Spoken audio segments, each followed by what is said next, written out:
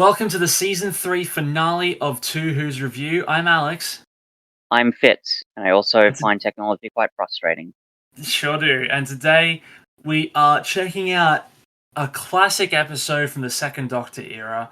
It's one that most Doctor Who fans at least know a moment from. It's Tomb of the Cybermen. Now, this has a couple of things going for it. It's the introduction of the Cybermats. It's the introduction of the Cyber Controller. It is the earliest Second Doctor story to survive in its entirety. Yep, that makes sense. And I also believe that it is the only black and white Cyberman story that survives in its entirety. Yes. Yes, even the 10th planet, the 4th episode, reconstituted. Yeah. No, I think it... Yeah, because this would have to be... Nope, you're right, because the only other one after this, I think, is, the invasion, and half of that is reconstituted, so... Ugh. Yeah, so this is, kind of a, like I said, iconic story. Most people have heard of it. There's the obvious moment at the end of episode 2 when the Cyber Controller famously says, "You belong to us. You shall be like us. You will be like us." Yeah, pure totally chilling. Incredibly. Even when I was a kid, I realized how powerful that moment was. It's so good. Yeah, and it's I have no idea how spicy a take this is, but I am not a huge fan of this episode as a whole. Ooh. I don't think I like it as much as some individual moments. Sure. I think I'm intrigued. Well, here's my main issue with this story. I think it's been documented that I'm a big fan of the Cybermen. Yeah. I think they might be my favorite recurring Doctor Who monster. The thematic complexities surrounding their characters, the way that they're often used in stories, I quite enjoy them. What I am not so much a fan of, and this comes up so much in the revival, is when the Cybermen are used to play secondary antagonists to some other threat. Quite often in Revival Who, that's the Master, or it could be the Daleks, or hey, it could just be James Corden. I have only vague memories of that episode, for which I'm kind of thankful, but we'll get to that when we get to it. And in this instance, I'm watching the Cybermen step foot out of their cocoons at the end of episode 2 in this glorious shot for the 60s that was apparently done all in one take, which is even more impressive. And the Cyber Controller emerging and stamping their mark of authority on the rest of the story with this amazing and iconic moment, "You shall be like us." Mm-hmm. And then I'm forced to watch fucking Captain and Klieg continue to be there and continuously outshine the Cybermen, frequently taking active control away from them in the story, taking the focus away when their role is done. Their job in the story is done. It's called Tomb of the Cybermen. Your job is to open the Tomb of the Cybermen. And that's it. We've learned that you're trying to use the Cybermen as some kind of conquering army to go along with your supposed intelligence, which we never fucking see. Your job is done. The Cybermen in this instance should kill you, and then the rest of the episode, the threat is the Cybermen. And they are constantly sidelined for these fucking morons who continue to think they can somehow control the Cybermen when they keep being shown that they can't. Why do we not just focus on the Cybermen in Cybermen stories? I don't like that. The human collaborator, we've seen this not just with the Cybermen, but I think It's a so couple played of out. other It is villains. so played out. Well, good lord, you'd find the invasion frustrating because that's another part of it. Ugh. Yeah, there's a human collaborator that helps the Cybermen invade. Yeah, look, I can't deny what you've just said as like an issue. It doesn't bother me, and like you need them. You need both of those characters there, I think, for the plot that we get, because their interference and their attempt at collaboration is what drives quite a bit of it. But as you say, would it not have been more satisfying to, um, let the Cybermen take the reins rather than giving them, a few admittedly really chilling and powerful moments? Um, Those moments are great, but here's my actual here's my main criticism with the second half of the story. It's not mhm, just that the Cybermen get sidelined for less interesting villains. mhm, It's that every 10 minutes the focus will pivot to a new threat. And the previous threat in those 10 minutes has done jack shit. Can This is you a give me story. some examples of that? Because I Okay, mean, they're probably there, but I'm just not the Cybermen thinking of them. emerge from the cocoons, Sure. and we run away from them immediately, close the hatch, and then all of a sudden, the Cybermats emerge. And now Mm, they're threatening, but they don't do anything, and we put a coil down and it spooks them away. Just mm, in time for Klieg and Captain to emerge out of their thingo with the cyber gun, and they shoot someone, except, oh wait, no, they actually, they set it to stun, and now they're mm. gonna go down the thing And again and the immediately get and taken out. And then the cyber controller emerges again, and he gets power back and is immediately incapacitated. And then it's just a never-ending string of that throughout the entirety of the back half of the story, where the mm, the focus mm, keeps shifting to a new threat, but the old threat hasn't done anything. And I mm. think in a way this story is way more effective if you've seen the 10th planet and the moon base Yep, beforehand, yep, because you by that point yep, you know what the Cybermen are capable yeah, of. And obviously, mm, as longtime Doctor Who fans, we know what the Cybermen are capable of. yeah. But I But if don't you're a think new as viewer, also they're different. Cybermen is the main thing. Like it's like when the Mondasian Cybermen rock up at the end of World Enough in Time. mm, It's different, and so you're like, oh shit, what does this mean? What's different about these Cybermen? And obviously, what's different is the horrendous body horror aspect. But as a Revival Who era fan, jumping back to this story, we can't expect any of the things that we're seeing the Cybermen do in Revival Who. It's just mm, not going to happen. So mm, as a new viewer of Classic Who, I'm here thinking, oh, great! I've heard so much about how this story is iconic for Cybermen. I wonder what we're gonna see them do that's going to cement them as a long-running threat. But we don't get it in this story. We've had it in mm. previous stories, I assume, and Yeah, all we're left with is the Doctor just continuously saying, "I know that the Cybermen are threatening. It's stupid to trust them or think you can persuade mm, them." And of course, he's right. But we're never specifically shown any of that stuff actually happening in this story. All of it is predicated on stuff that you're supposed to have already seen, and as it turns mm, out now, you can't have seen all of it because a lot of it's missing.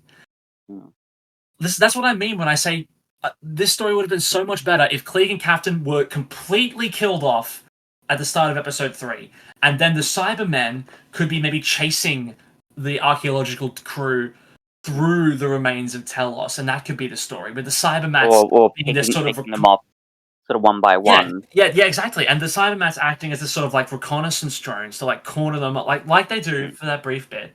They use the Cybermats to corner them up, and then episode 4 they've captured again. They start putting some of the lesser archaeologists through the conversion process, all the while waiting for the pilot to get the ship fixed. And then, oh, it's done. Great. Now's the time. Let's make our escape. Let's trick the cyber controller into doing this or whatever. I'm going to electrify the controls. Boom. And we can do all of that stuff at the end of the episode. A lot of that stuff can stay the same. But we don't need Klieg and Captain to take away from mm, what should be the Cybermen's hour of triumph.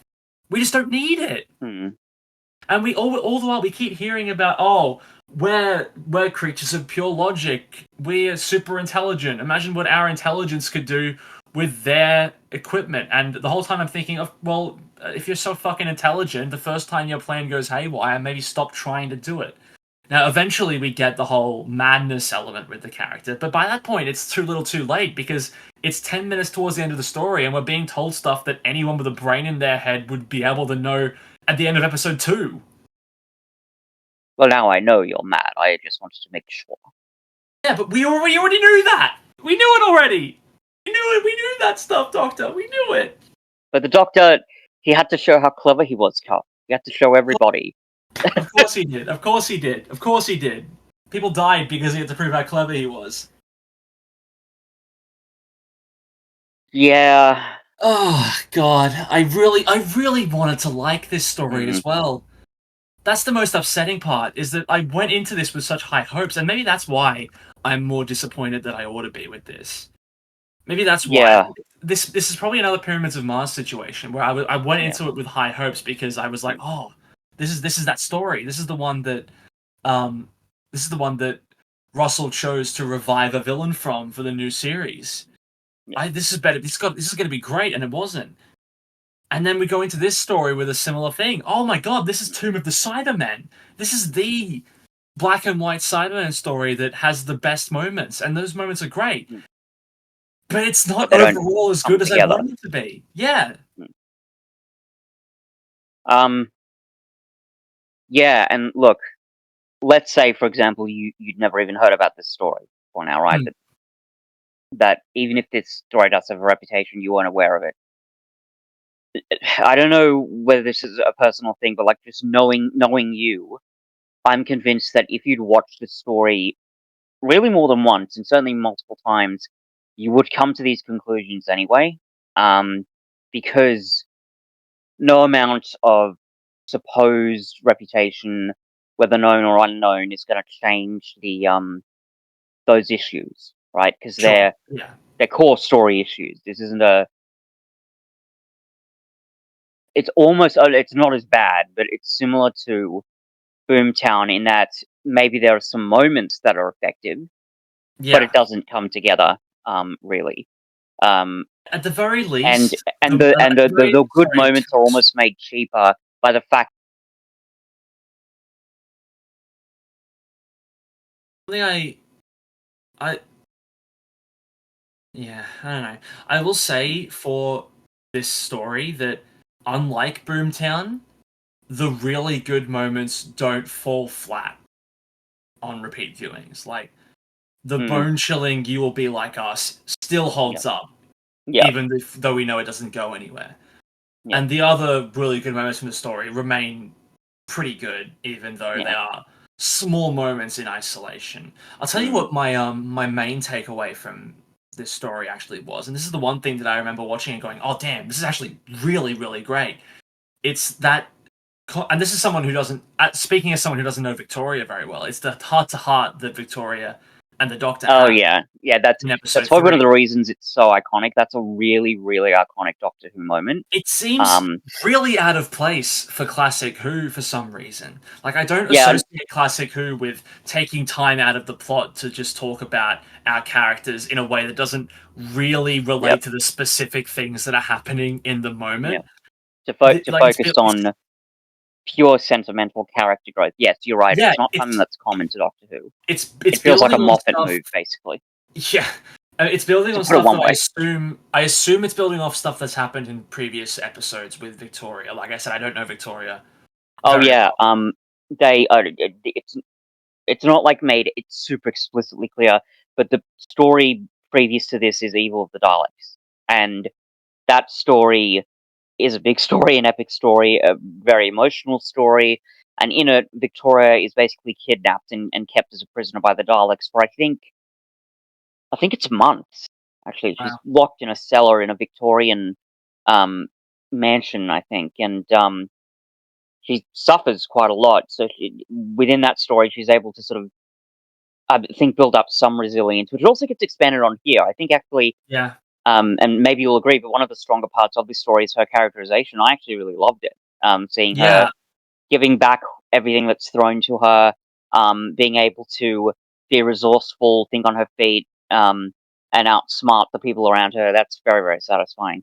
Yeah, I mean, But yes, hmm, that moment of the heart to heart between, or heart to hearts between the Doctor and Victoria, that is a direct continuation of everything that happens in Evil of the Daleks, because it's a pretty full on story. And in that story, Victoria's father dies. So I figured, yeah. yeah, But yeah, it's such a great conversation. mm, Like the way the Doctor describes, like, like, of course I remember my family and the people I've left behind, but mm, not all the time, and I have to really yeah, focus to bring them to the front of yeah, my eyes again. yeah, It's genuinely good dialogue, and it's genuinely yeah, wise words from the Doctor, and yeah, it's something that I don't think I've seen Patrick Troughton do a lot so far in yeah, the role. Like, we haven't yeah, watched many Second Doctor stories. I think we watched the Crotons. We've seen him in crossover specials with other mm, Doctors, but I don't think we've seen many other Second Doctor era stories. yeah. And in Um, the ones I can think of, we've only watched one Second Doctor era story before this, and it's the just Crotons, the I'm pretty Crotons. sure. Wow, Yeah, Jesus Christ. yeah. That's one of the reasons why I chose to do it, because I realized, it's been a minute since we've since we've looked at Sure. a Second Doctor story. So Yeah, certainly. But yeah, like I associate Pat Troughton with more of the like the cosmic hobo yeah, kind of the vibe, where it's just sort of yeah, like he's a bit eccentric and mad, and sort of like he just sort of says whatever he wants to strangers. Like, he's got that kind yeah, of energy about him. yeah. But so to see him like, and And he's especially definitely a goof. a goofball, yeah, but also especially when you consider the classic Doctor Who propensity for like doctors showing complete contempt for their companions. It's really And not great. all the time, but yes, it does happen, More, and look, especially we've seen it heaps and heaps. yeah, yeah. We've Um, and especially in comparison to the way he treats Jamie, even in the story, but even more so in other ones. Like in fact, the way he treats Jamie in this story is kind of mild compared to the way he's treated sure. in the Crotons. It's Yeah, like I can only God. the only Jamie bullying I could really point out in this Oh God, was sorry. making fun of the length of his dress, but that is just to like get Yeah, but Victoria or that's Chipper. doing Yeah. something else in that scene, and Yes. Yes. Jamie catches onto it. It's not a Yes. Yeah. fuck you, Exactly. Jamie, you dumb You're Scotsman. Scottish. Yeah, end of discussion, Jamie. Yeah. Yeah. Um. Oh, I also, God, I can't believe I've got this. No, the Crotons isn't the only Second Doctor story we looked at. Our most popular episode is the Mind Robber. Oh right. Yeah. Can't believe I forgot that. The mind But robber. yeah, yeah. Um. So yeah. Anyway. But yes, you're right to point out that that moment of sentiment between Vicky and Victoria and the Doctor, it's it's rare, frankly, in the classic era. Um, it's probably, hope this doesn't sound too depressing, but for me, in contrast to a lot of the, let's be quite honest, very intense sentimentality that's in the Moffat era, it's probably one of the reasons why the Moffat era was such a shock to the system for me in comparison to the classic series, because there's so few of these moments. And when they're handled, I mean, I say this is like it's a similar moment to You gotta. a I Moffat mean, moment, but I really do think it's a bit more subtle than some of the stuff we've it's seen in the Moffat era, if I'm isn't honest. it? Well, isn't it interesting how many times throughout the course of this podcast we've had to say this really reminds me of the Moffat era, and I liked it. Well, This happened a lot. You can't really deny that. yeah, I suppose so. Um, And but as I said, we've gotten. This is our last episode of season three of the podcast. Season 4 is going to be a lot longer, just by the very nature of season 4 of the oh show yeah, because there's all those being extra longer. episodes. And Yeah, also, at some point next year, we're going to have to, or this year when you're listening to this, we've got series 15 to deal with as well. Yeah. So we are closer to Moffat than ever before. I think there's a decent to fair chance that your tastes may have changed since the Moffat era aired. Oh, I'm expecting it. I don't think they will have changed enough to uh change, my whole impression of him, and certainly not enough to make everything he does totally redeemable. I think you've even acknowledged that there's a lot of missteps in his era. Of course, of course. I mean, as there is really in any era, but I've said it before. I think it's been really had a chance to look at the Moffat era, despite my very harsh criticisms of The Girl in the Fireplace. Um, I'm certainly willing to keep an open mind and see if there's anything I'm missing.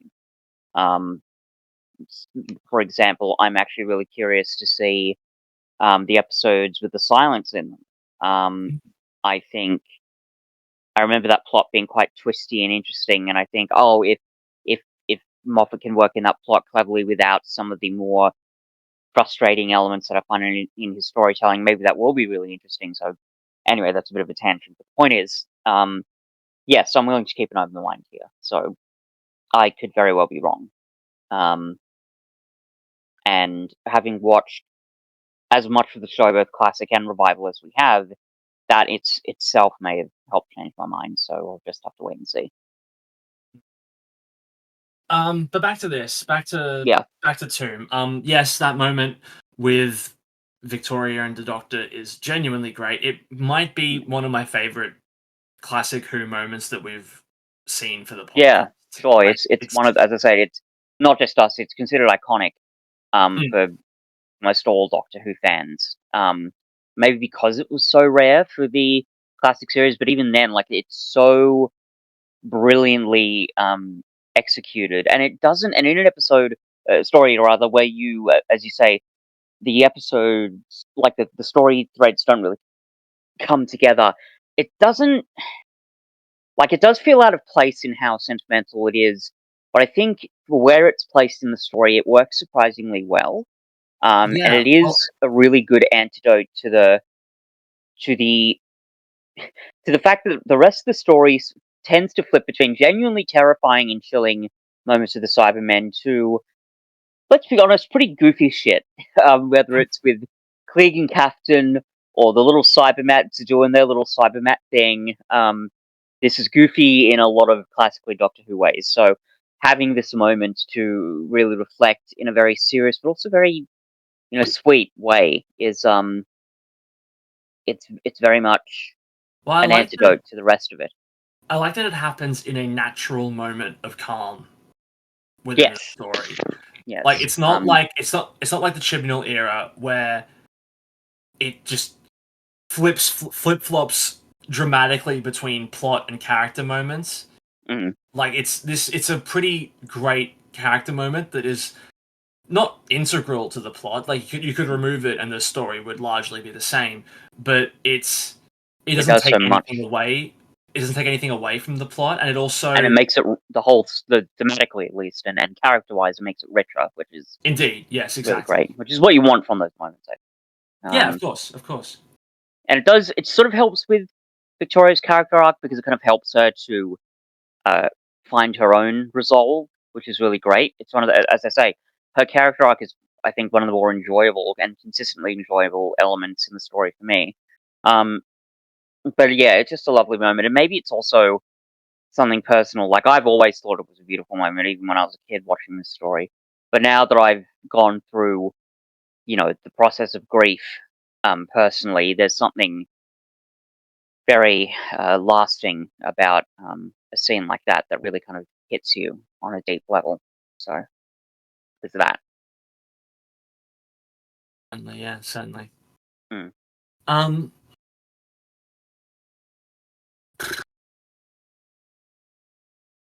I mean, I've said it already. I don't like Klieg and Captain and the way they're used in this story. I like it's just such a telegraphed uh, it's so obvious from the moment they set foot on the camera what their role is going to be, and then it Yeah. takes what 2 episodes for them to do anything with it, and it's like, okay, great, you're finally doing the Yeah. thing we knew you were going to do. Hmm. And what didn't help, and this is definitely just a me thing, but whenever they kept referring to the character as Mr. Klieg in the early episodes of the story, Hmm. I kept hearing Mr. Clean, and it didn't help that the actor was balding. Oh dear. Sure. Um, yeah. Actually, there's something I wanted to ask in terms of the Cybermen's impact in the story. Yeah. Would you say a lot of those issues occur mainly in the second half? And I know that's obvious because that's when they appear, but the fact that their influence is more implied in the first half, does that bother you terribly, or do you think that still works? Or would it work if there was a genuine payoff to it? If we actually saw the full strength and might of the cyber race, as they may say. Um,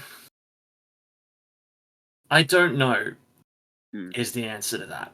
I remember being more annoyed in the second half of the story, but I Yeah. remember being more bored in the first half. Okay. Because I. I think, like I said, in the first Mm, half, I was just waiting for them to get to that needle drop, right? I was yeah. just waiting for them. Okay, we know what these characters are here for. We knew that's been evident the moment they first leered at the camera. Yeah. They're here for personal and more than likely misguided, selfish reasons. They're here to Yeah. awaken the Cybermen. We know that the instant that we see them. So we're just, like I said, we're just going through the motions. We're getting to know the other characters, the majority of which are fun, at least, to Mm, watch. mm, But we're getting to know them, and we're waiting for the pin to drop for everyone around them. We're waiting for this moment of, oh, okay, now the Cybermen are awake. And yeah. then, like I said, in the second half, I was expecting it to be the Cybermen's hour Mm, to shine, and the mm. fact that And it it kind of wasn't, wasn't. exactly, the fact that it wasn't made me even more annoyed because we were devoting even more Mm, time to the mm, boring characters who already had so mm. much screen time Yeah. when you could have cut it in half and their roles would have Would been the you same. would you also certainly say that because that like there's a Well, lot of build up to the Cybermen yeah, reveal, yeah. Like we yes. know the Cybermen are going to be there, but the fact that they arrive in the way that they do, this it's big and dramatic, and we don't see them in the first half of the story. Would you say that that build up makes the second half more frustrating for you because it's so? Uh, I think it does, yes. yeah. And I'll tell you another thing that adds on top of it. Hmm? It's that the way that they were trying to use the Cybermen is also not particularly clever or inventive. It's another, Hmm. let's use these things to serve as aid in our Yeah. warmongering, Yeah. essentially. It's another thing we've seen heaps with these kinds of characters. Hmm. You know, like it would be one thing if, like, and this would come with its own bag of worms, Hmm. but if it had been like, oh, the two of us, we heard about the Cybermen's just propensity to survive, and that's all they care about, Yeah. survival. Well, we know someone who is dying, so we would like to use the Hmm. Cybermen technology to try and spare them. Or we're members of a medical science Mm, association that's trying to find new ways of prolonging human life, sort of like a why am I forgetting his name? Villain from um, Rise of the Cybermen, Age of Steel. Either way, you know what I mean. dude, yeah, Yeah, Lumic. Lumic. Yeah, so something like that. Um, Yeah, but the fact that, but they and but they have even less dimension than Lumic does because all they exactly, are yeah. is oh, we're gonna rule the and, earth, and, and and I yeah, we're gonna use And I think the that's another. Cybermen. I think that's another element of the story that I find so frustrating is Mm, that it's yet another instance of this in Doctor Who where this didn't need to be a Cyberman story. mm, It didn't. You could have mm. used any other alien race except for the Daleks. I guess so. It would have been the exact same. In fact, you probably could have used the Daleks. This could Yeah, have to been an a extent. Dalek story. Mm, This didn't need to be the Cybermen. And again, I love the Cybermen, but the mm, show so often just doesn't know how to use them properly. I When think they're not playing second fiddle to someone else, I must they're have asked. interchangeable and they're not being like they're not utilizing the thing that makes them unique and good. I'm sure I've probably asked this question before, but and this is a bit of a sidetrack, but with the revival era, apart from maybe Nightmare and Silver, would you say that there's no truly great Cybermen story after Rise of the Cybermen and Age of Steel? Um, World Enough in Time, The Doctor Falls. Oh yeah, I forgot about that. That one was excellent. Sure. But yeah, apart from Still, that, but that kind of goes to your point, right? The fact that they're featured. I think they're featured more than any other monster in the recurring monster in the series, because there are a lot of Cybermen stories. You've got the moon yeah, base, you've got the wheel in space, you've got Tomb of the Cybermen, and you've got the invasion. So, not to mention the fact that they're also in, the Five Doctors. So, you know, um, yeah. they're the most. I think they are the most common, at least tied with the Daleks as the most common recurring villain, and yet they're not used in a particularly interesting way. They're not brought to the height of their potential. There's So yeah, only I can understand that frustration, honestly. there's only one element of this story that actually uses the Cybermen to be Cybermen, and it's Mm. when they partially convert Tobermen. Hmm. Now, Toberman in this story, Is a whole um, other thing. yeah, you talk about cans of worms. Oof, Yeah. So, not great, Doctor Who. Not great. his characterization is very racist. There's really, I don't think, any Indeed. other Yeah, way of phrasing that. I was actually going over just some of the I think this notes this is this is probably for the the. most like we've come across like potential like minor examples of it here and there where it Yeah, like but yeah. this is the Oh, most this is on the worse. nose. Yeah, like Yeah, this is that we've come across. the most overtly racist characterization combined with Yep. casting. Having Which actually, is I'm just gonna just get it up. Just give me a second because I did look this up because I was reading some of the notes from Mhm. the TARDIS wiki, and there were some actually other interesting things in there which I'll talk about later. But I just want to find one note where they talk about Toberman. Give me a minute. Now we're hearing the sound of my voice. Hopefully that's as entertaining as Puff's improvisation was. Yippity doo, yippity I da. I I doubt it because Cuff does more improvisation than I ever have. But anyway, Lord alive. No, no, no. Anyway, for those of you who haven't seen this story while Fitz is looking this up, Toberman Mm-hmm. is uh the kind way of putting it is hired muscle. The unkind and more Yeah. accurate way of putting it is essentially it's enslavement. It's what it is, and I mean, it's explicitly stated that he's a servant, right? yes, and And also the character is the character is also characterized as not being particularly intelligent, only yeah, speaking in yeah, one-word statements and grunts. yeah. Here we go. Just I found combined the with note. casting, yeesh. Yeah, so it says here, Toberman's servile nature unfortunately contributed to the now perceived racist stereotype characterization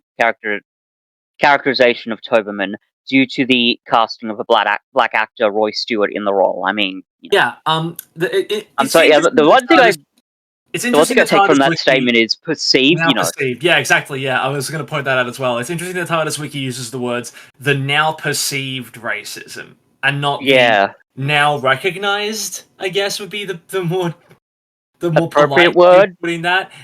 Yeah, Yeah, the now appropriately recognized, very obvious, mhm. um, ethical um discomfort. Actually, that's kind of putting it mildly around Yeah. this character. It got to the Mhm. point where I'm looking at this cast of otherwise white actors, and I'm just thinking, Jesus Christ, where did these other people come from? Fine Time? I mean, Oh God. Yeah. And it's a shame because, like I said, Yep. the partial conversion of Toberman into a Cyberman is the only way the Cybermen are utilized in the story to their full And extent. seeing the Doctor sort of um you know remind Toberman of his humanity and to rebel against the control of Cybermen. Even that like on principle that's an interesting idea, but good lord, did he have to be characterized the way he was in No. in other instances? Because Jesus Christ, Even putting all of that to one side for a second, yeah, like, obviously, it's coming at this from a completely different angle. I always have kind of a whenever there's an instance of cyber conversion being something that someone's able to mm, break out of, mm, I'm always a bit like, oh, I don't know about that, because it's usually characterized as being like pretty final. yeah. So I mean, like whenever you could they, argue that because the transformation wasn't complete, maybe the brain augmentation wasn't complete, but that's not a particularly. I don't know if that's a strong yeah, point. It I mean, also happens very quickly. I as think it's only like examples, one conversation that the Doctor it has is, with yeah. Toberman to. So there's also I'm not going to go into these other elements too much because I just do not have the lived experience or the expertise to do it. But Yeah, no. when the Doctor convinces Toberman that this isn't who you are, I don't know, maybe there's like a white savior quality to it that's quite ethically uncomfortable. The point Yeah, is, man, this was a misstep, it and I'm was. not. Given that this was written in the '60s, I'm not surprised, but I'm still disappointed. I think It, that's a good way of putting it, I think. yeah, like it just. And I was gonna come into this review saying that this is like the one element in the story that does really let it down. There's obviously other stuff as you highlighted, but Yep. man, and then having him like make the sacrifice play in the end again, maybe in other contexts, and maybe I don't know about other characters, but if his characterization was different, maybe that could have been really cathartic. But it just feels like having him die so suddenly, and also just sort of to be left there so unceremoniously, even by the Doctor. That just Yeah. really, again, I don't have the expertise of the lived experience to unpack all of it, but you know what I mean, right? You can see how uncomfortable that looks. There's no Yeah, way certainly. that I think any reasonable person in certainly in any modern context would look at that and think, oh yeah, that makes total sense. That's totally cool and normal. Oh Yeah. god, um, it yeah, it's not good. It's not It's good. not great. No, not at all. Um, and look, in terms of racism in Doctor Who, maybe there are worse. Uh, example Wang Shang, and that'll be a whole other thing when we get to it. But as you say, I think it's probably the worst example we've seen so far. It Certainly, almost definitely is, yeah. yeah, it's bad. I don't know. I don't know what else to say about it. I mean, other than the basic idea of having the only person of color, the only black member of the cast being a servant who's a servant to white people amongst a cast of all white people. That is just that honestly, that's an idea, that's an element that's probably going to get more uncomfortable the more I think about it. So And there it are ways. sucks. Look, It does. if the story had like fully addressed how fucked up the situation was, I think there's a way you can do it. Oh yeah, but that was never going to happen, No, no, no, unfortunately. I certainly mean, not. Like, yeah. like this. This is Uh, this isn't a Rosa or Dot and Bubble situation, no, where or that's even a the point of the yeah, story. yeah, like it yeah, there's no it was never going to be addressed. No. As I said, Doctor Who in the '60s, if that element, if that racism had actually been adequately addressed, we would have heard about it by now. Oh yeah. Um, yeah, this as it is, it's again not surprising, but still disappointing, and it gets ickier the more you think about it. And even then, like, I'm using all these phrases like icky and uncomfortable. These are just euphemisms because I don't know exactly how, to really unpack all these issues. It's pretty reprehensible, I think, is a more accurate description of this situation. So, yeah, it's bad. It is bad. Let's be very clear about that. It is bad, yeah. Yeah. Um. I expected more from the Cybermats. I don't really know why they needed to be here. Um. I didn't like. I mean, I know maybe that's a bit obvious because I've already seen the story. Um. But like, given the effects budget that Doctor Who would have had at this point, the fact that there were as few of them and they weren't as much of a threat doesn't surprise me very much. And when they Well, were a threat, they do kind of looked sort of goofy, like, because when they're surrounding them, it almost, excuse me, maintains the illusion because they've been established to be sort of threatening. But there's moments where you think, couldn't they have just stomped on them and or kicked them out of the way or something? But one of the problems is, even though the special effects budget obviously is limited because it's 60s Doctor Who and the Cybermats look goofy as shit, yeah. I really have to believe they could have been used in a more interesting way. I am sure Well, we've I seen don't better think use of special effects in um and goofy creature design in Doctor Who outside of this. It seems even almost lazy. even putting the effects to the side, Hmm. like what narrative purpose do they serve? I think it's another situation where if you fully remove the Cybermats from the story, nothing much changes at all. Well, they do small things.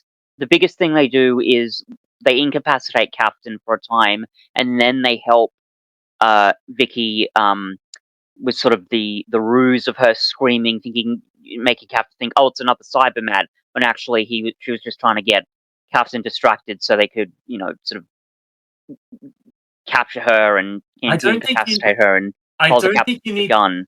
I don't think you need to design a fully new creature Yeah, no, to I mean do they could have. those small things though. I think because they even established there's like, oh, there's another gun in that room. We better go check it out. And it's like, because this tomb has a very sort of, Egyptian uh, Tomb of the Pharaoh, Indiana Jones Yeah. thing. It's not unreasonable to think, oh, how many other booby traps are around here. So Well, yeah, here's the that's thing. fair. We previously mentioned the James Corden Cyberman story, Mm, and as much ill will as I've talked about that one, the Cybermats are also in that, and they're frankly better utilized there. really? Yeah, Was that episode before or after Nightmare in Silver? before. Before. Okay. Because by the time Nightmare and Silver rolls around, the Cybermats have turned into Cybermites. Oh right. Right, yeah, I think I was confusing it. I thought that the Yeah. Cybermats. Wait, do the Cybermats show up at all in Nightmare and Silver, or is it just the Nope. Cybermites? Okay, it's just the They've Cybermites. fully like evolved, so to speak, into Cybermites. They've upgraded into Well, Cybermites. Yeah, yes, that's the better word for it. Yeah. yeah. Yeah, okay, that makes sense. Still, yeah, fair point. Like, they're there to be a goofy, weird, creepy-looking thing. There to sort of help a little bit, maybe with the world building and the tone, but they don't do a lot. And I think even though, as I said, that the special effects looks goofy and them sort of coming down the runway looks a little weird, they still could have utilized them in a much better way, and it would have justified not only their place in the story, but also justified how wacky and ridiculous they look. Right? Because, as I've said, there are other examples in Classic Who of the goofy special effects and the creature design being used in, I think, more effective ways than this. Hmm. Um, Here, they're just sort of slight antagonists that are disturbing and annoying. But even by the time you get to where the Doctor is putting, the ring of electrical cord or whatever it is around them, even then you get the feeling that he's overemphasizing their threat. Right? It's not as if they're a bunch of face huggers from the Alien series that are ready to Yeah, launch exactly. themselves at Yeah. the characters. I mean, But and yeah, well, that's the if other it was thing. if it was like a revival story and they made the Cybermats more like face huggers that could move at like really fast speeds and jump on their backs or something. That would be interesting, but God Well, I think knows that's we're the not other getting that issue. here. Well, that's the other issue with when the Cybermats make their big play in episode 3. It's like prior to that point, we may get maybe one moment where they're vaguely threatening, and that is really only to incapacitate Captain for a bit. Yep. Like with there's no explanation from the Doctor as to what they can do. There's no demonstration in the episode as to why they're so dangerous. Yep. It's that I just don't get it. I don't get Yep. it. I don't get it. I don't get it. This episode is meant to be one of the best Cybermen stories of the classic era. This is the one that everyone loves, and Earthshock. But this is the one that everyone loves. I Hey, don't get hey, it. hey, Cuff. Would you believe that some Doctor Who fans have biased opinions on some of these stories? I know that might be a little bit crazy, but no, more seriously, I yeah, it don't is get weird. it. No, it is a little bit weird. And look, I was one of those people because apart from the egregious Toberman stuff, I actually really enjoy this story. Did when I was a kid, did now up to this point.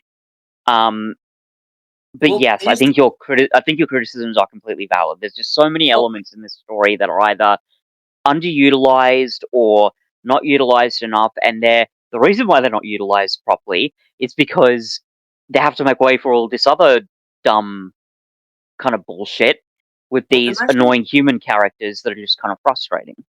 Well, this is like you said earlier that this was kind of like an Indiana Jones, the Mummy kind of Yeah, yeah, thing. But imagine if they'd lent all the way into that. yeah, Like a team of archaeologists on Telos exploring a Cyberman crypt. yep, And you if you structure it exactly as you would a Curse of the Pharaoh style mm-hmm, of thing, where yep, like the Cybermen of like there's traps all throughout the Cybermen the caverns on the way to the tomb itself. yep. And then when you get to the end, it turns out, oh, the traps were there on purpose because they only want intelligent people to get to the end. Which they So kind that of do a little yes, bit. exactly, exactly. There's a little bit of that, but even that doesn't go anywhere because none of them get the only person that they convert is the one who in the episode is characterized to be the least intelligent. So they don't even follow through on that. Hmm. Um. Really, really lean into the Mummy's Tomb thing, and this would Yeah, have been to the tomb of the Cybermen of it all. Tomb of Mummies with Cybermen instead. That would have been an excellent story. But instead, Yep. we get this. And do you know what I think is the biggest mark on the fact that I think this episode needed a desperate rewrite? Mm-hmm. When Yeah. the. So. I think it's after the first person gets killed inside the tomb. Mm-hmm. And it's like, okay, the guy decides, okay, this isn't worth the expedition anymore. We are going. Mm-hmm. And then the pilot rocks up again and is like, we can't leave because there's been sabotage. I need some time to fix the ship again. Mm. And I'm sitting there and I'm like, um, Doctor, Yeah. why aren't you offering the TARDIS as a means of escape here? Yeah. Why, Because like, they even if you suspect that people have been sabotaging it, they'll make themselves known when everyone else yeah. starts to board a different vessel to escape, and Yeah. then actively one of the other characters says, "Well, you guys have your ship, you can leave." Yeah. And So I you think know that there is a different vessel off the planet. Why aren't you asking for a ride? and I think one of the other Ah, things with that is like you would also expect that the doctor would offer it. Like the doctor would be yes, compassionate and say, "Come into my ship, hide out for a time, maybe even just abandon this place entirely. Whatever's locked up here, we don't want to disturb it." especially Um, since he knows they that there are Cybermen they involved. they try to almost justify it by saying that the doctor's curious and wanting to find out if why the Cybermen are here and if they are, do we want to deal with them? And then they try to work in the whole betrayal of Captain and Klieg, which the Doctor kind of suspects, but they're not worked in nearly well enough to No, really justify it. not It at only, all. especially with the Klieg and Captain betrayal thing, and the Doctor supposedly knowing all along, that comes in very quickly in the back half of the story, and It doesn't justify really any of it. So No. it would have made, logically, it would have made more sense for at least for the Doctor to say, "Come and hide out on my spaceship. I'll have my companions keep an eye on you. You better not fuck around with my spaceship, and I'll maybe explore the tomb just to see what's what for a bit and then leave." But it would have made even more sense for the Doctor to say, "There's clearly Cybermen here. They don't want us disturbing them. I don't want to disturb them either. Let's leave, please." We literally just got done with a horrifying journey to Skaro, um, where the whole Dalek city had to be destroyed and where numerous people died. I'm not really keen to fuck around and find out with another one of my arch enemies. Thank you very much. It's So just not clever. yeah, it's not coming together. And there's also a moment in episode 4 when the cyber controller is low on power and the Doctor decides, okay, let's put him in this thing. Like, we'll pretend to be like to go along with what the cyber controller wants. And To at Jamie says, least "What get are him you away doing?" and Jamie's like, "What are you doing, Doctor?" And Doctor says, "Well, would you rather him out here or in yeah, there?" And or in Jamie's there. like, "Oh, what a clever move, Doctor." And then immediately the cyber controller regains all the power. And I'm sitting there, I'm kind of like, Doctor, you can see that the cyber controller is low on power and not effective. Why What would you put difference him does back it in the make? revitalization? What difference does it make if he's in there or out here? In fact, if you keep him away from the revitalization chamber, Yeah, it's or arguably just lock safer. him. Actually, yeah. Also, no, but Cup, you don't have to worry about it. Actually, I don't even remember. Is that the scene where Jamie supposedly ties him up? Is that the king of the beasts Yeah, himself couldn't have come out yeah. of there? We never Because see that happen. the Doctor's got complete faith in Jamie's rope Ropes. tying abilities, except when he doesn't. Here's an idea. Here's an idea. The cyber controller is low on power. Tie him up. There's no need to involve the revitalization chamber. The ropes will be more effective the less power the cyber controller has to break free from them. Mm, It's a completely separate step that the episode thinks yeah. is clever by having the Doctor be like, aha, this is my strategy. And then it completely backfires on all of them. Oh, It's Jamie, an you gummed episode it that up is again, trying. you funny dumb little Scotsman. Ha ha It's ha.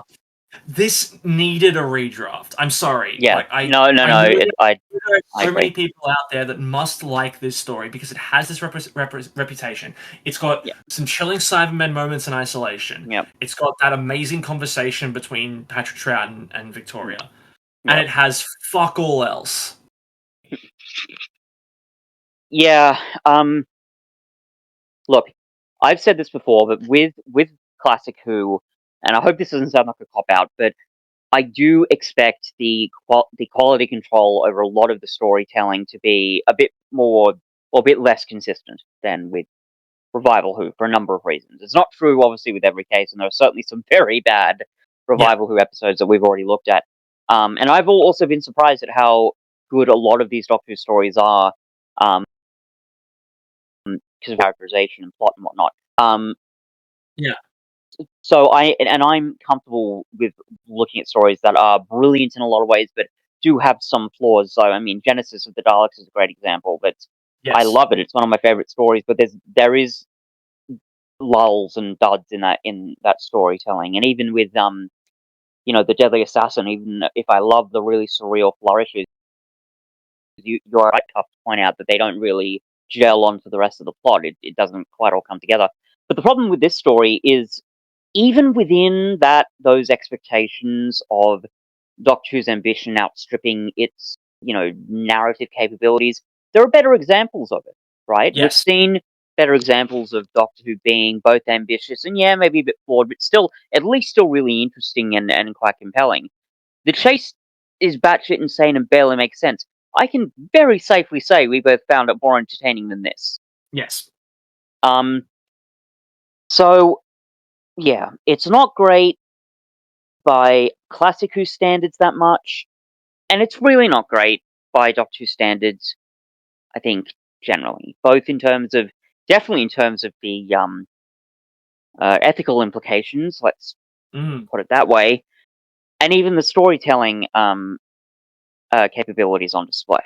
It as you say, I do agree. I think this really needed to go back to the drawing board and had a lot of these elements fixed up.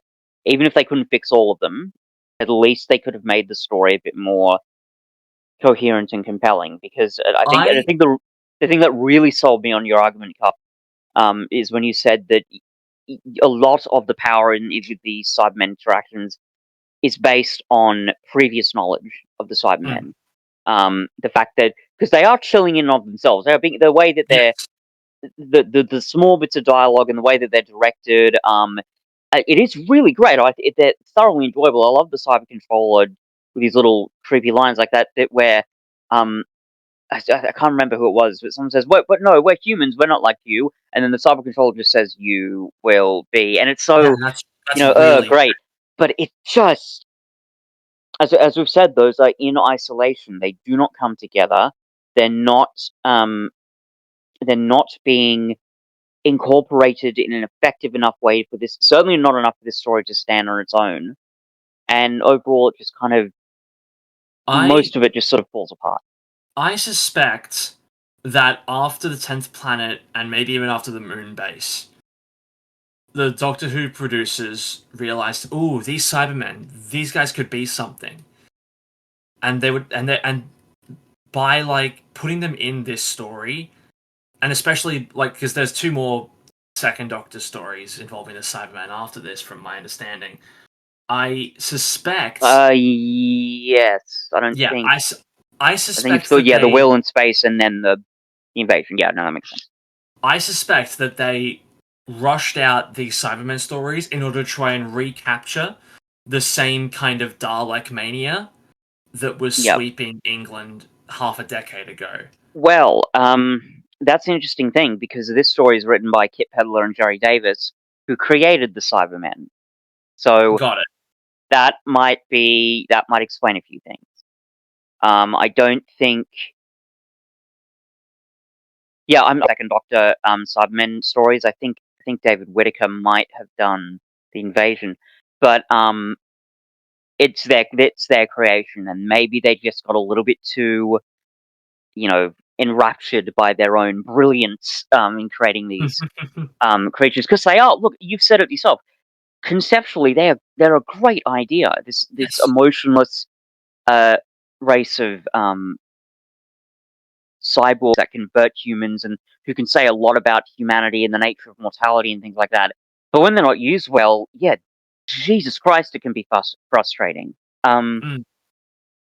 and yeah, and it's hard because one, we haven't watched the invasion or um, uh, the 10th planet for that matter, and we can't really watch the moon base or uh, the wheel in space, or at least it would be more difficult. Um, Yeah. but I think you and I maybe examples of Cybermen stories because I even remember because I've watched the invasion because they have got the reconstituted version of it where they use admittedly pretty bad flash animation to create episodes 2, 3, 4, and 5. Right. But I remember that story being a bit better than this. It's a long story. It's eight episodes, so that's a whole other thing. But I do remember it being a bit better than this, even with the human collaborator who, from memory, is as much of a dickhead as Klieg is, but he's a little bit more interesting from memory. Anyway, the point is, are there better Cybermen stories? Yes. Are there better Second Doctor stories? Uh-huh. Are there better Doctor Who stories generally? Yes, for a number of reasons. Overall, this story does not hold up as much as I expected it to, for No. several reasons. And I think it's fair to say that overrated is certainly one word you could use to describe this story. Yeah, that's one way of putting it. Yeah. Here's a genuine question that I think it's based on the reputation this story has, it's wild to be asking this. Hmm. But is this better than Attack of the Cybermen?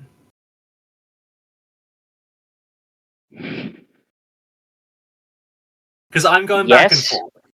Yes, Look, and here's why. Attack of the Cybermen Cybermen isn't in this racist. story. True.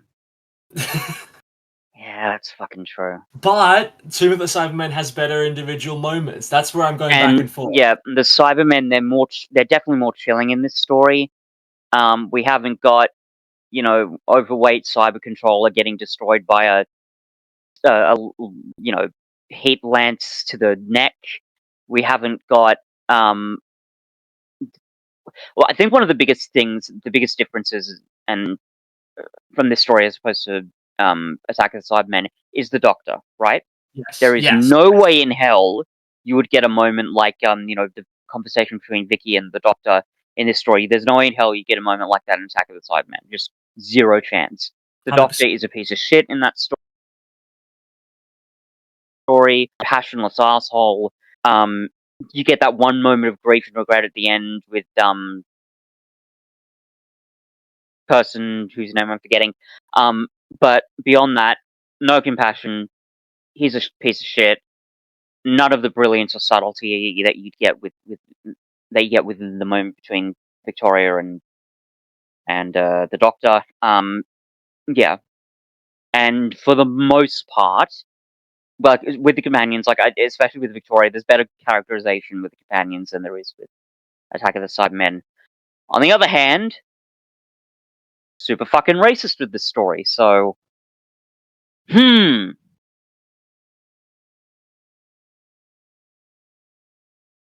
Are you there, It's Cal?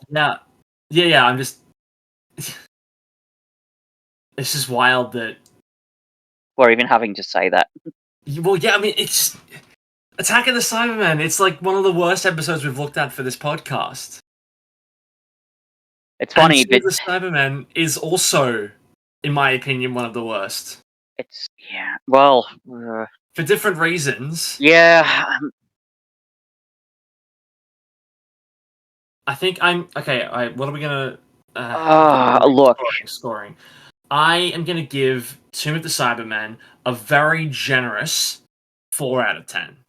It would probably be a lot lower than that if not for those individual moments that just elevate the story and make it that much more memorable. And I think I'm happy with that. sure. I think what did I give Attack of the Cybermen? I can't remember whether it was a 4 or a 3. It might have been You 3. gave it a 3. You gave it a 3. Okay, yep. Okay, so yes, I'll give this one a 4 as well. And curiously, my attitude towards it is slightly different in that it would actually be higher if it weren't for the egregious racism, right? It wouldn't be much higher. Yes. It No, might yeah. only be a 5, but if it weren't for the fucking racism, yeah, it would be higher. As it is, the fact that we have this really disturbing racism in context with a story that is already flimsy, despite the wonderful individual moments, really does mean I couldn't give it any higher than a 4. Sure. Given how much I used to enjoy the story as a kid, bit bitter for me to say that, but here we are. Well, on Um, that note, this is the end of our and to season. think I was going to choose a really bad story to end our season on, Carpet. Imagine if I chose something like the Twin Dilemma Oh, or Time in the Rani or Time Lash or something. I mean, Oh God. well, we'll get to those eventually.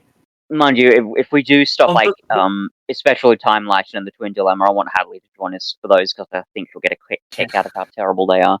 but look, I'm choosing to look on the Supposedly, bright side, and I'm like, sure.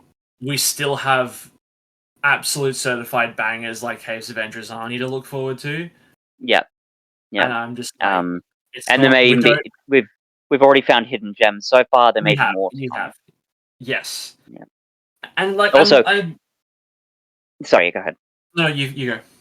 I was going to say something which I wanted to discuss with you before. I wonder, could we do something similar to what we did at the beginning of 2023 and start off with our classic reviews with a bang? A bit because we've literally just looked at a Patrick Troughton story, but it might be really interesting, and would also might be a bit of a good palate cleanser to this, because apparently, even though the War Games is very, very long, it's considered one of the best. I think it's considered maybe the best Patrick Troughton story. So I wonder, would you be open into doing that? Because it might be interesting. Might be interesting, yeah. Well, we'll get to that. We'll decide in Yeah, time sure. what we'll do. But it's just an idea, because I realize, Sure. man, it's great that we started 2023 with such a banger. But what did we Hmm. start 2024 with again? Oh, Let me that's see. We right. started with. Oh no, I know what we started with. We started with the Runaway Bride and Underworld. Oh Because I Christ! thought to myself, Yeah, oh, I know, I'll be a fucking dickhead and make Cuff and Hadley sit through this monstrosity. That'll be a great idea. oh, well, we've bookended the year with some episodes. Yeah, they were stories. They had stuff in them, and Um, people were doing stuff, but and stuff yes, was sort of happening. we have reached the end of this season of the podcast. Yeah. As of recording, we haven't seen Joy to the World yet, but that episode Hmm. has been uploaded for you all. So, Yeah. um, you know, there's that. Um, I suspect that we'll take a short break, during which we might do our regular mid-season episode where we plan out the next season of Phoebe Waller-Bridge's Doctor's Yeah. Adventures. Yeah. Um, I've forgotten about that. yep, Um. Yeah. I have to get onto that. I'm planning most of that season. Anyway, that's a whole other thing. We'll get to it. it Um. is. But either way, we'll probably take a short break. Probably not Yeah. too long because, like I said, Series 4 has a lot of episodes, and I ideally want to get that done by the end of 2025. But we'll Yeah. see. Yeah. We all have Um. lives that happen in between Doctor Who. Um, Yeah. but if for those of Cuff's, you who have Cuff's been life might be a bit more interesting than mine in some ways, but that's a whole other story. Um. Anyway. look, your words, not mine. Um, Yes, indeed. for those of you who have joined us this year for the podcast, thank you for tuning in. Yes. It's Thank you to been our very fans. it's been very surprising to me to watch the numbers on YouTube and just see Yeah. time and time again our classic Who reviews just completely eclipsing Revival Who, which is not a thing I nearly expected Yeah. when we started doing this 3 years Yeah. ago. It's very quite curious. Yeah. Um. And for those of you who watched who tuned in during Series 14 as well, Mm-hmm. thank you for listening along with us then. Mm-hmm. When those of you who have chosen to comment, either uh, responding to discussion topics or in some cases Leaving choice words for leaving, that's a good way of putting it, yeah. Um, it's engagement.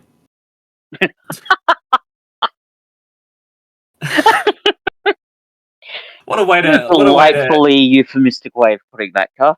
Yep, what a way to end the year. Please don't be bigots in the comments in the future. Just making that Yes, very clear. please don't do that. Um, that wouldn't be good. That's not No, on brand. nope. Um, that ain't it. So yeah. And we'll be joining you fairly soon for season 4 of our podcast. Like I said, whether or not we do more writing in between now and then, We shall we see. probably will. But Mm. who knows when that'll be. Yes. I'll have my just want to say my piece here, Cuff, as normal. I thoroughly enjoyed this year. I'm so glad that I started doing this podcast with you as both a creative collaborator and a very, very good friend of yours. It's been an absolute pleasure, and I hope we're able to continue this weird journey through time and space together. Absolutely. Ideally, we get to the end of what like 10 years down the line, we've looked at every single Doctor Who story. Yeah. and Oh man. fully drenched in the sunk cost fallacy, we decide, let's start from the beginning again. We don't want this to stop. Oh god. But as the Doctor would probably say, time will tell. It always Time will tell. does. Time will tell. And on that Uh, note, I'm Alex. I'm Fitz, and to whoever you are in time and space, enjoy yourselves. Be decent people. Don't be bigots, and enjoy Doctor Who. See you And we'll folks later. see. And we'll see you in 2025, which at the time of upload, it already is. Mhm. How's the We'll see future, you in the gang? current in the year that it is. How's the political landscape looking Oh, at don't time of even. upload after the Oh god, inauguration? because we're uploading How's in January, and how's that looking? How's that looking? Has the world ended yet? Leave it. Hey, write down in the oh. comments if the world has come to an end yet. By the That's way, engagement, right? this Famously, is engagement is engagement. by the way, that's another thing. I mentioned years and years last week. I think with a lot of like sort of speculative fiction, like that is, it often comments on the present rather than focuses on the future. But Yeah. man, that's a very prescient show. It feels like it predicted a lot, and I really think it's a show that people need to pay attention to. Anyway, pardon my relentless No, shilling of that show, no, but that's for all of our audience. Your homework before the next upload of the podcast is to watch Years and Years, and then yeah, there's only 6 episodes, and it's great. So next time please we go do that. upload, write down in the comments your review of Years and Years. I cannot wait. All right, bye bye, everyone. See ya.